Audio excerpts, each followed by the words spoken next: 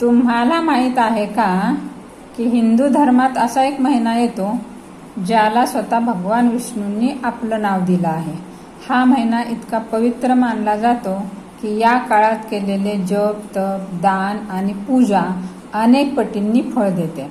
पण अधिक मासाला पुरुषोत्तम मास हे नाव कसं मिळालं, या महिन्याची अद्भुत आणि चमत्कारिक कथा काय आहे, आज आपण जाणून घेणार आहोत।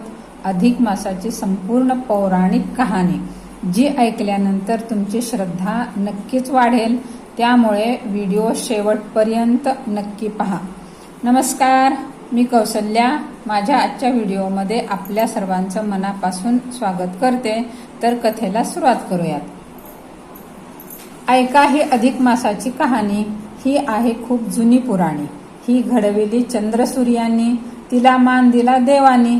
मग ही कोणाला सांगितली कोणी, ते आता चित्त देऊन ऐका। तपोवनात ऋषीमुनी बसले होते। तिथं व्यास महर्षी आले। ते म्हणाले, आता पुरुषोत्तम महिना येणार आहे। या महिन्यात स्नान, दान, व्रत, नियम अशी खूप पुण्यकर्म करायचे आहेत। ऋषीमुनींना नवल वाटलं। त्यांनी विचारलं की वर्षाचे महिने 12, त्यात पुरुषोत्तम महिन्याचं नावच नाही, मग हा कोणता 13वा महिना आणि त्यातच जास्त पुण्यकर्म करण्याचं काय महत्व आहे बरं? व्यास म्हणाले, चंद्र-सूर्याच्या गतीमुळं दरवर्षी 10 दिवसांचा फरक पडतो, म्हणून दर 3 वर्षांनी एक महिना अधिक धरून कालगणनेचा मेळ बसवला आहे। तो अधिक महिना म्हणजेच पुरुषोत्तम मास। आता त्या 13व्या महिन्याची सांगतो कहाणी। नीट ठेवा ध्यानी, त्याला मान द्यावा सर्वांनी। मला सांगितली नारद मुनींनी। सारेजण शांत बसले, मन लावून ऐकू लागले। व्यास महर्षींनी सांगितले, नारद मुनी फिरत होते। त्यांनी पाहिलं की या मृत्यूलोकातली माणसं आपापल्या पाप पुण्याप्रमाणे नाना प्रकारची सुख दुःख भोगत आहेत। पण सुखी लोकांपेक्षा या जगात दुःखी लोकच जास्त। त्या सर्वांची दुःख कोणत्या उपायाने नाहीशी होतील याचा विचार करत नारद मुनी वैकुंठाला गेले। तिथं भगवान विष्णू ध्यानस्थ बसले होते। नारायण नारायण असा बराच वेळ जयघोष नारदांनी केला। मग विष्णू भगवानाला नारद मुनी म्हणाले, देवा, तुम्ही सर्वश्रेष्ठ असताना तुम्ही परत कोणत्या देवाची ध्यानधारणा करता? कोणाचं चिंतन आणि ते कशासाठी तुम्ही करताय? भगवान विष्णू म्हणाले, नारदा, आता हा अधिक मास येणार आहे, त्याचा स्वामी गोपाल मुरलीधर पुरुषोत्तम, त्याचं मी ध्यान चिंतन करतो। त्याच्या कृपेने सर्वांची दुःख नाहीशी होतील, सर्वांना आरोग्य, सुख, शांती, समाधान प्राप्त होईल। त्या अधिक मासाचं महत्व आहेच तसं। नारद म्हणाले, देवा, त्याच हेतून मी आलो आहे। मृत्यूलोकातील सर्व माणसांचं कल्याण करणाऱ्या त्या अधिक मासाची कहाणी मला सांगा। मग त्या पुरुषोत्तमाचं महत्व मी सर्वांना सांगेन आणि सर्वांना सुखाचा मार्ग दाखवीन। मग विष्णूंनी सांगितलं, चंद्र-सूर्याच्या गतीत जो फरक पडतो त्याचा मेळ बसवण्यास दर 3 वर्षांनी एक अधिक धरावाच लागतो। या महिन्यात सूर्य संक्रांत नसते, म्हणून त्याला मलिन महिना किंवा मलमास म्हणतात। या महिन्यात लग्न कार्यादी मंगल कामं करत नाहीत। असा तो अधिक मास खूप दुःखी कष्टी झाला आणि तो माझ्याकडे आला। मी त्याला गोलोकात नेलं। त्या गोलोकात एक दिव्य ज्योत आहे।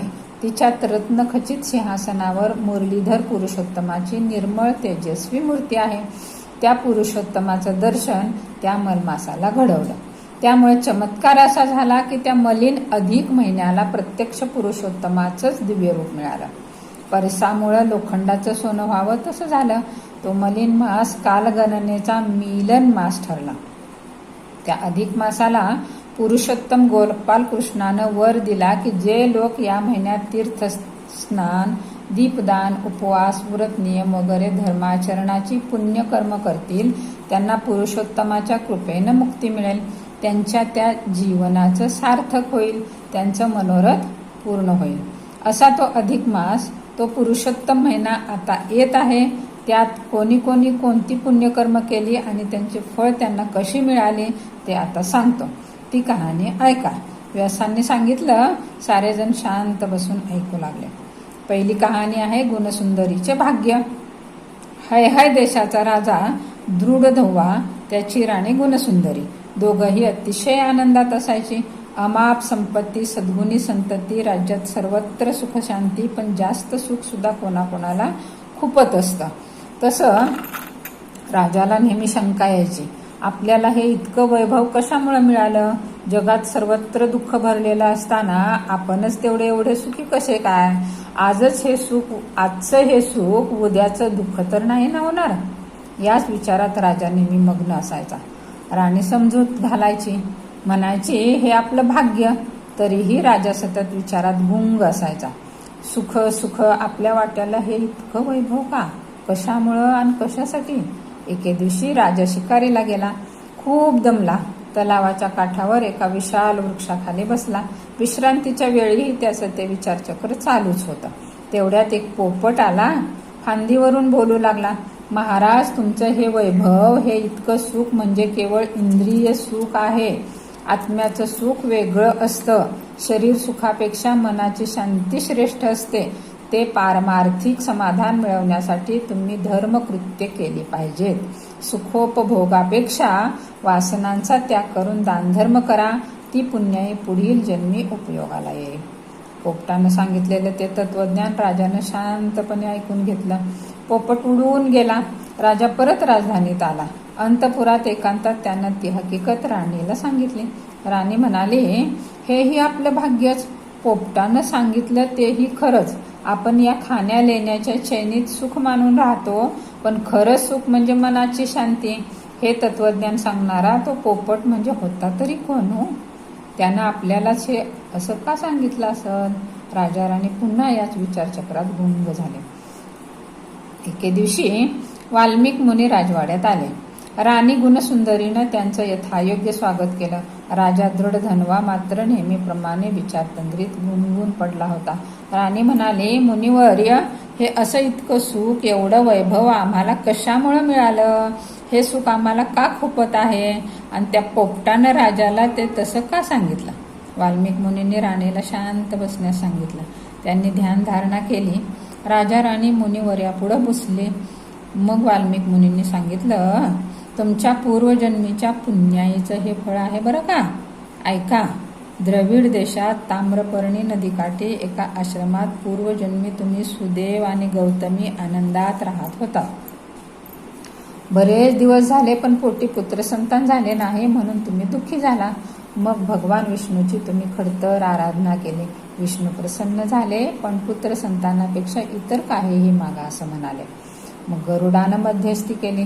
तो म्हणाला की प्रभू, भक्तांची इच्छा पूर्ण करण्यातच तुमचं महत्व आहे. सुदेव गौतमीला पुत्रसंतान दिलंच पाहिजे. मग भगवान म्हणाले, तथास्तु.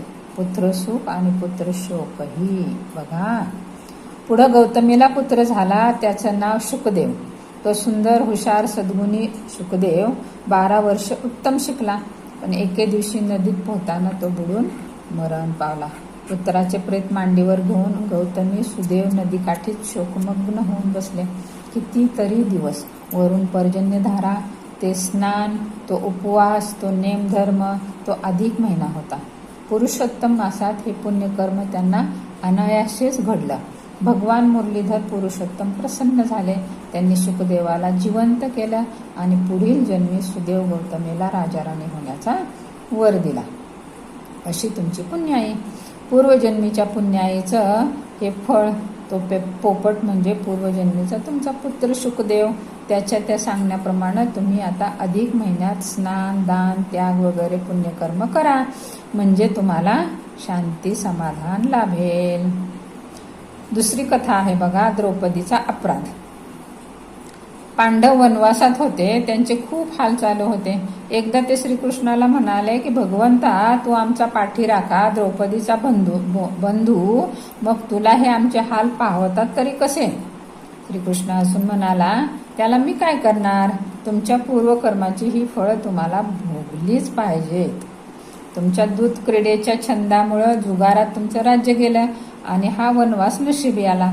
तशातच या द्रौपदीच्या पूर्वजन्मीच्या अपराधामुळं तिलाही या जन्मी असे हाल भोगावे लागत आहेत. द्रौपदीचा अपराध? पांडवाने आश्चर्याने विचारलं. श्रीकृष्ण म्हणाला, ऐका, पूर्वजन्मात ही द्रौपदी मेधावी नामाच्या एका ब्राह्मणाची कन्या होती. बाळपणी आई वारली, मग पित्यानं हिला वाढवले. तिचं लग्न होण्याआधीच तोही वारला. मग त्या मेधावीनं भगवान शंकराची आराधना केली. तिची तपश्चर्या चालू असताना दुर्वास ऋषी आले.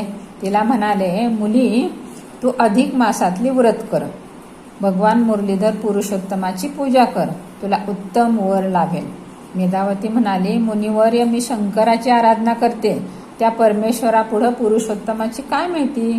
तेवढ्यात दुर्वास ऋषी रागवले, म्हणाले, मुली, तू पुरुषोत्तमाला कमी लेखतेस, अधिक मास व्रताला तुच्छ समजतेस, याचा परिणाम तुला पुढील जन्मी हाल भोगावे लागतील. हा माझा शाप आहे. दुर्वास निघून गेले. मेधावतीला पश्चाताप झाला, पण काय उपयोग. पुढं ती मेधावती या जन्मी द्रौपदी झाली आणि त्या पूर्वजन्मीच्या अपराधाची फळे भोगत आहे. झालं ते गेलं, आता तरी पुढं आम्ही काय करावं, पांडवांनी विचारलं. श्रीकृष्णाने मग त्यांना अधिक मासातली व्रत, नियम आणि पुरुषोत्तमाची सेवा करण्यास सांगितलं. त्याप्रमाणे पांडवांनी सर्व पुण्यकर्म केली आणि नंतर त्यांना त्यांचं परत राज्य मिळून ते सुखी समाधानी झाले. आणखी छोट्या छोट्या कथा आहेत बरं का, थोडक्यात सांगते. अधिक मासाचं महत्त्व सांगणाऱ्या अनेक कथा आणि पोथी पुराण आहेत.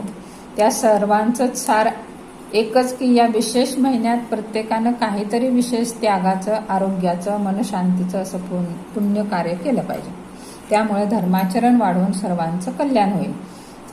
गुणसुंदरीची आणि द्रौपदीची कथा जशी आहे तशीच आणखी सौभाग्य नगरीतील चंद्रकला राणीची कथा. तिनं पूर्वजन्मात अधिक मासात दीपपूजा नेमानं केली होती, म्हणून तर पुढील जन्मी राणी झाली. इंद्रलोकची अप्सरा स्मित विलासिनी, तिने एकदा चुकून दुर्वास ऋषींच्या गळ्यात हार टाकला. ते रागवले. त्यांच्या शापामुळे ती अप्सरा पिशाच्य झाली. नंतर कुमारी क्षेत्रातील एका तपस्विनीनं अधिक मासातील सर्व पुण्य तिला दिलं, त्यामुळे तिचा उद्धार झाला. पैठण नगरीतील धर्मशर्मा ब्राह्मणानं आपला अधिक मासातील पुण्य एका भूताला देऊन त्याचा उद्धार केला. कदर्य नावाच्या एका गृहस्थानं दुसऱ्यांच्या बागेतील फळे चोरून खाल्ली, म्हणून पुढील जन्मी तो वानर झाला. मृगतीर्थ नावाच्या तळ्याकाठी झाडावर तो होता. एके दिवशी त्या झाडावरून त्या झाडावर उडी मारताना तो त्या तळ्यात पडला. अधिक मासात त्याला ते स्नान सहज घडलं. त्या पुण्याईमुळे त्याला स्वर्गलोक प्राप्त झाला. अवंतीपूरच्या रूपवती आणि मुग्धा या 2 जावा, पण त्यांच्यात हेवा दावा. एकीनं दुसरीला अधिक मासात मलिनपणाचं व्रत करण्यास सांगितलं. तिनं ते मनोभावानं केलं. तिला मुरलीधर पुरुषोत्तम प्रभू प्रसन्न झाले. पहिलीला पश्चाताप झाला. अशा प्रकारे कळत नकळत जरी अधिक मासात आपल्या हातून कोणतंही पुण्यकर्म घडलं तरी भगवान पुरुषोत्तम त्या व्रत नियम करणाऱ्या भाविकाचं कल्याण करतात. विश्वास ठेवून सर्वांनी अधिक मासात पुण्यकर्म करावं. हेच 60 उत्तरांच्या कहाणीचं 5 उत्तरात संपूर्ण फळ. तर कथा इथं संपलेली आहे. व्हिडिओ शेवटपर्यंत ऐकल्याबद्दल धन्यवाद. भगवान पुरुषोत्तमाची अखंड कृपा आणि आशीर्वाद आपल्यावर राहावा. आपली सर्व संकटे दूर व्हावीत. आपल्याला मनोवांछित फळाची प्राप्ती व्हावी असे भगवंताच्या चरणी प्रार्थना करते. तर माझा हा व्हिडिओ आपल्याला कसा वाटला, जर आवडला असेल तर कमेंटमध्ये जय श्रीहरी असे लिहा आणि व्हिडिओला एक लाईक नक्की करा. आपल्या आवडत्या मैत्रिणींना शेअर करा आणि अजूनही चॅनेल सबस्क्राईब केलं नसेल तर चॅनेलला जरूर सबस्क्राईब करा. भेटूयात अशाच एका नवीन व्हिडिओमध्ये. तोपर्यंत नमस्कार. राधे राधे.